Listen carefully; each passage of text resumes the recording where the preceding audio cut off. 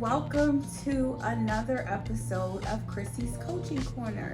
In this series, we are practicing self-coaching in an effort to challenge ourselves to lead the path to a more fulfilling life.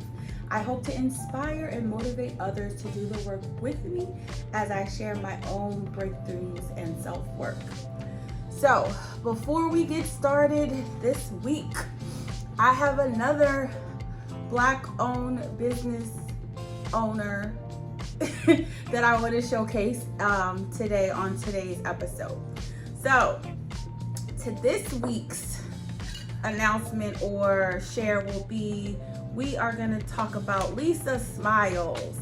So, Lisa Smiles is a natural hair stylist in North Carolina, and she's actually one of the reasons why I started my YouTube channel. I met her in person and her energy was so amazing, and she pushed me to be on her live while I was getting my hair done. So she was the beginning of pushing and helping me get to where I am, and I truly appreciate you, Lisa.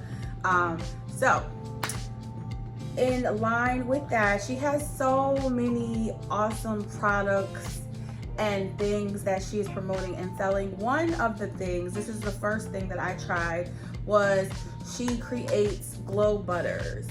Her glow butters are to help individuals specifically that have eczema. You can go check out her stories about that and her journey and how she started to create these products. This one is a Marie Glows, which is my favorite. This is her signature one and it is more so a dedication to her grandmother. So this is a really good one. I have a couple of other ones. Also, I didn't realize how many of Lisa's products I had until I started pulling this together. But awesome, right? We support each other. I have her bonnet. I've been using this bonnet consistently since I bought it. It says Lisa Smiles on it. So Lisa Smiles is LISASMILEZ. She has Instagram, TikTok, YouTube. She has a podcast. So she is doing amazing things, guys. You should go check out Lisa. Lisa talks about her natural care. She talks about how to care for your hair, natural hair, you know, the things that we can do to help it grow, the different styles. She even has some classes that she teaches. So go check out Lisa's page. So she's Lisa Smiles on all platforms. So I have the bonnet and the glow butter. Also, she sells some products as well. These are not from her line, but she does sell these. These are really good natural hair products. So for tonight, I'm gonna wash my hair tonight. Tonight we're gonna use these. So I have the coconut milk shampoo. It's natural, and she sells these and she ships them to your home. So if you are looking, go check out her page, go check out her site. She has her own website, so everything is there. Everything I'm showing you is on her website. So I'm gonna use the coconut milk shampoo. I'm going to use the coconut milk conditioner, and I'm going to use the coconut milk leave-in conditioner tonight. So that's what I'm gonna do. And Lisa, actually, she invited me to her launch party. She created her own styling foam. This is called Marie's Legacy Styling Foam. I'm sorry, I spilled some stuff on it, but it's really pretty and it's white. Marie Legacy Styling Foam.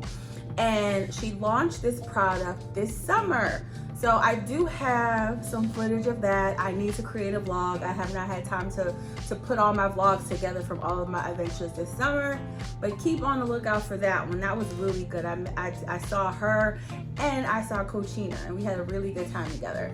But so this is her new product, Marie's Legacy Styling Foam, and I'm gonna use this tonight too. So I have all of Lisa's products. You guys check her out. She is amazing. Just a wonderful, amazing, positive woman, just doing amazing things, and I cannot wait for future product launches to complete the Marie's Legacy product line. With that being said, let's go on to our chapter for today, We are on chapter 9, and we are reading from Life Coaching for Successful Women by Valorie Burton. So today's chapter is titled, Who Are You Really? Be yourself, everyone else is taken. So that's the quote, and the quote is from Oscar Wilde. There's a point to ponder. Authenticity is a hallmark of resilience. Now I'm going to go ahead and read the chapter. In recent conversations, the theme, be yourself, has come up several times. And when themes emerge, I always like to seek the lesson for myself and eventually share it. If you feel like sometimes you struggle with saying what you mean, doing what you love, or relaxing around certain people, then this message is especially for you. Yet, even if you are confident and sure that you are comfortable being yourself, there is often room to go a little deeper, an opportunity to uncover another layer of authenticity and free yourself to be unapologetically you. Not being at ease with yourself just as you are is exhausting. True. You might not even realize the amount of energy that is being drained by keeping up appearances, attempting to be perfect, pleasing other people, and trying to make yourself fit into situations that are simply not you. The notion of being yourself can feel a little vague, so consider these 5 practical strategies that will help you maximize your best you. Number 1, say what you need to say. Are you beating around the bush? Too afraid to speak up? Have you found yourself telling a little lie to avoid the embarrassment of telling the truth? That's a clear sign you are not being true to yourself. Identify at least one situation in which you have not said what you need to say. When you finish reading this, go to the person who needs to hear it and just say it. If you can't say it now, then mark your calendar for the date and time when you will. Authenticity means being forthright. Don't waste precious energy pretending all is well when it isn't. And I agree with that. I just feel like life is too short. We are here for a limited amount of time. We should do the things that make us happy, the things that speak to our soul. And perpetrating a fraud and being something we're not is a waste of energy. It's like, who are you fooling? Like, and why are you doing that, right? Anyway, number 2. Wear what makes you feel your best. What you wear may seem superficial, but clothing is a language all its own. What does yours say about you? And is that message consistent with who you truly are? So I want to speak about this briefly too, because I agree with this. Before, I would say maybe 3-4 years ago, I wasn't really into the clothing that much. Like I didn't care.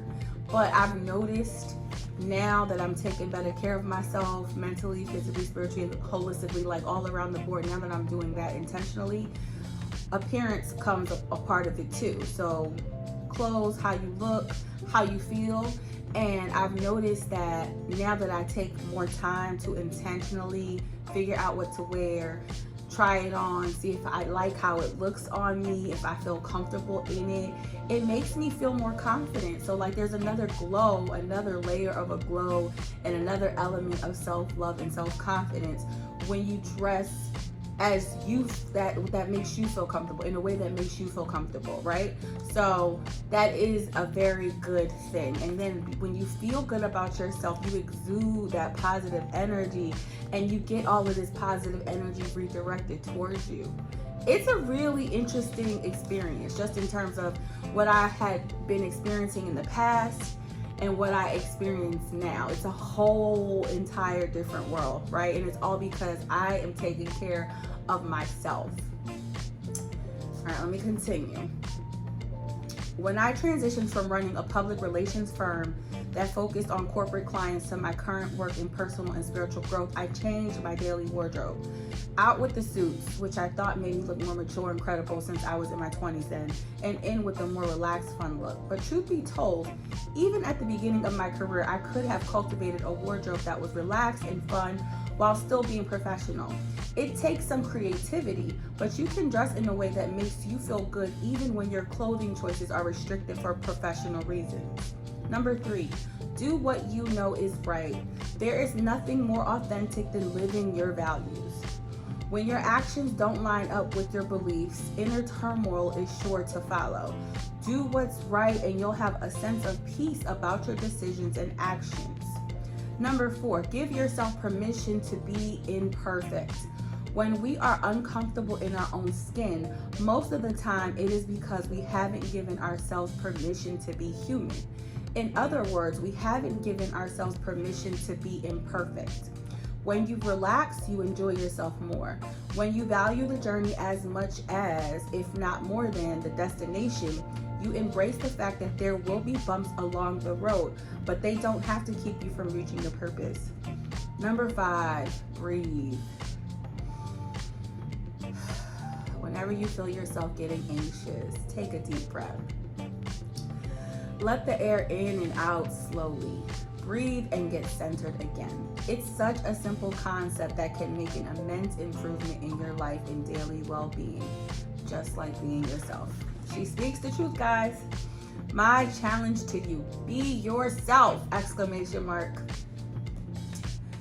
Coach yourself. In what situations, work, home, with friends, at church, etc., are you most likely not to be yourself? What are you afraid will happen if you show people the real you? What specifically do you do or say that does not represent who you really are? When will you stop doing that? Will you try today? I thought this was good. I've been enjoying these lessons. So let me share what I have for this one. So I broke it up into the questions, right? So in what situations, work, home, with friends, at church, etc., are you most likely not to be yourself? I said at one point I was not being myself at work. I was coming from a poor neighborhood where not many people were educated. Most barely graduated from high school. Some may have felt accomplished by getting a GED. I felt like I was a stereotype from my neighborhood because I got pregnant at 19. I had my son at 20. At that point, I was working full-time at McDonald's with no sights of anything else for years, right? I wanted to go to college after high school, but I got kicked out. That's a whole nother story. We'll talk about that, and it's in the book that I'm currently writing. But basically, I got pregnant at 19. I graduated from high school. I got pregnant at 19. I had my son at 20. I was supposed to go to college. It did not happen at that age, in that period, in that season. So there was like a real gap where I was just working minimum wage jobs at McDonald's, at Rite Aid, at Wendy's, just minimum wage jobs, just trying to make ends meet with me and my son's father. Like we were just trying to make things work, right? So let me finish. Okay. I eventually picked myself up and pushed through school. When my son was old enough to talk, I decided to register for the local community college. So we moved out of state and we had no support where we moved. We were just trying to live a different life out of the neighborhood that we grew up in. And we had no support. Everyone still lived in that area, right? So it was just us taking care of him, taking care of each other. Like, it was just us. But I didn't want to go back to school until he could talk and I could send him to daycare where if something happened, he could tell me. So, once I had him, it was just, we both were working. We were working different shifts so we could be home for him. And that's just how we lived for years, right? Work, home, take care of Josh, work, home. That was our existence, right? So what did I say? After obtaining my associate's degree, I continued on and attended a university. So I ended up going to school once Josh was old enough to talk, and then he was in school himself. So after going to the local community college and getting my associate's degree, I continued on and went to a university and received my bachelor's degree. While in my last semester, I had to obtain an internship to graduate. I ended up being hired after my internship. So it was an unpaid internship to graduate. I graduated and they kept me on and they gave me a job. They offered me a position. I remember thinking to myself, you made it. I was now working for the government. I was surrounded by people who seemed to have different lived experiences than me. At that time, I felt that their lives were better than mine. I no longer feel that way at all. All my life experiences have shaped me into who I am and who I am becoming. So I remember going to work embarrassed about my life. I hid who I was for years. Like, there was times where they would ask questions and I would lie about stuff, or I would omit parts, or I would just like not respond. I was very private. I didn't bring any pictures in. Like, I didn't really share a lot of personal information. Not that you have to share a lot of personal information at work, but you know, the me that is truly me, I'm okay with that. Like, you know, this me as I am, embracing who I am and accepting me for all of who I am, I do share things that have occurred in my life, because that's a part of my life, right? So that's just who I am. But I was stifling who I was because I was ashamed of where I come from and what I've been through, but not anymore. So anyway, the next question: what are you afraid will happen if you show people the real you? I said at that time, I felt that I would be judged if I showed my true self. I was ashamed that I was an unmarried woman with a child at such a young age. I was ashamed of my past. I was ashamed of my life. But that is not who I am and where I am in life today. I embrace all parts of myself, the good, the bad, the ugly. All of these parts of me have molded me into who I am today, and I am proud of who I am today. The question is, what specifically do you do or say that does not represent who you really are? I said that is not a factor at all in my life anymore. But I remember as a child, I would lie to my friends because I was a Jehovah's Witness, and I was going to school where there were a lot of people that were not Jehovah's Witnesses. And I would lie. I would, they would invite me places, and I would say, oh, I'm busy. I have this party to go to. Girl, you home.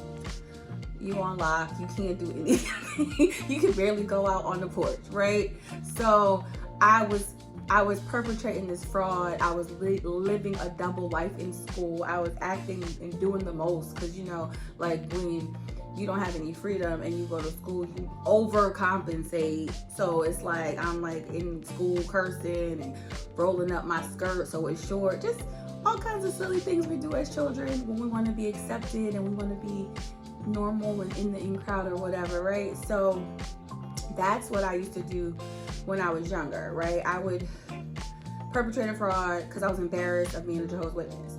When I started my first corporate job, which is the one I just mentioned, I would shut out details about my life. So if they asked me, well, what is your family like? How are your parents? Blah, blah, blah, blah, blah, blah, blah. I wasn't saying, oh, I got kicked out at 18 because I got this fellowship because I was Jehovah's Witness and I had sex at 18, so they kicked me out of the house, and I hopped from place to place to place to place because I didn't have anywhere to live. And I didn't say any of that, right? I just kind of brushed over that because I was ashamed of my past. For years, I was ashamed of my past. Now, I realize that is a part of my journey, that is a part of my story to share with other people, because I'm not the only one that has experienced anything like that. And I boldly talk about it now. And the more you talk about the things that have occurred in your life, no matter how negative they were or how traumatic they were, the more you speak your truth, the more empowered you become, the more confident you become in who you are. It's important to embrace who you are, flaws and all. That is the most important thing in the world. Never let anyone diminish who you are. Never let any feelings make you feel like there's something wrong with you. There's nothing wrong with you. You were beautifully and wonderfully made by God. And all of the small little chips and things that we have in our armor that we feel are negative are not. those are special imprints just suited just for us, and were made just for us. And whatever stamp in the world we're supposed to contribute, right? Whatever we're supposed to contribute to society, those little chips in our armor are a part of that story and are a part of our journey and are a part of the things that make us unique and are going to propel us to greatness to help other people. So that's all a part of the journey. So embrace you 150%. Embrace who you are. Love who you are. Accept who you are. I went off on a tangent, my bad, y'all. So anyway, what was I gonna say? Yeah, I said when I started my first corporate job, I wouldn't share any details of my life. And then the last question is, when will you stop doing this? Will you try today? I said I have stopped, and it has been so freeing. So it has been so freeing. When I started telling my story to people, I just got more emboldened and more confident in who I am. I stopped being ashamed of my past. I stopped being ashamed of my life. I stopped being ashamed of anything. I've just started to truthfully and honestly embrace every part of me. And it has been an amazing experience. It has been so freeing. It has been so uplifting. It has been so amazing. Like, I don't have anything else to say about it. So just be you guys. Like, whoever is listening to this, just be you. Embrace your story. And know that it's okay. Whatever you went through, it's a part of what makes you who you are today. It's a part of your journey. It's a part of your life. It's a part of your history. Embrace it. So that wraps up chapter 9. Now I'm going to repeat the coach yourself in case you want to do the work on your own and maybe you want to journal about it. So, in what situations, work, home, with friends, at church, etc., are you most likely not to be yourself? What are you afraid will happen if you show people the real you? What specifically do you do or say that does not represent who you really are? When will you stop doing that? Will you try today? That is the end of that. So next week, we will be going into chapter 10. Chapter 10's title is What Lesson is Life Offering You Right Now? Super excited about that.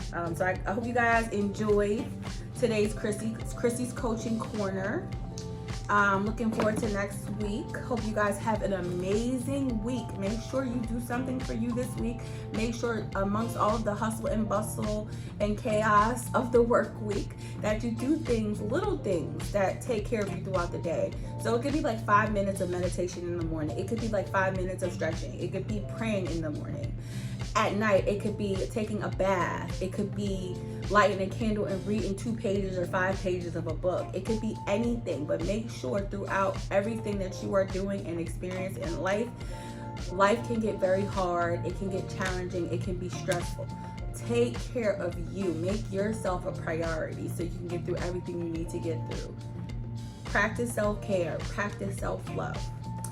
And that's all I have for today. So you guys have a wonderful week, and we will touch base next week.